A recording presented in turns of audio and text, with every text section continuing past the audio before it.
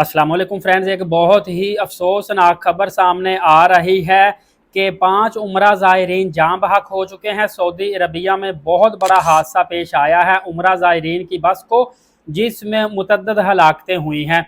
बताया जा रहा है कि सऊदी अरबिया में जो उम्रा ज़ायरीन की बस हादसे का शिकार हुई है, इसमें 3 ख़वातीन और 2 बुज़ुर्ग शामिल थे। टोटल 5 अफराद थे और पाँचों के पाँचों का तल्लक पाकिस्तान के ज़िला बहावल नगर से था, जो कि वफात पा चुके हैं। और बहावल नगर के जो नवाही गांव है 228/9 आर और 201, यहाँ से इनका तल्लक था। इसके अलावा बस में सवार कई अफराद ज़ख्मी भी हुए हैं, जिसमें बच्चे, बूढ़े और औरतें शामिल हैं।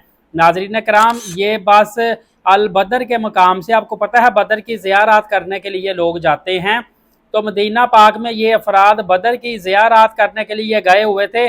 ज़ियारत बिल्कुल एहसन तरीके से हो गई थी, लेकिन वापसी के ट्रक के साथ बस का तसादम हुआ है, जिसके नतीजे में मुतअद्दिद हलाकतें हुई हैं और बहुत खौफनाक तरीके से बस ट्रक के साथ टकराई है। बहुत ज़्यादा अफराद इस हादसे में ज़ख्मी हुए हैं, जिनको फौरी तौर पर करीबी हस्पताल में मुंतकिल कर दिया गया है।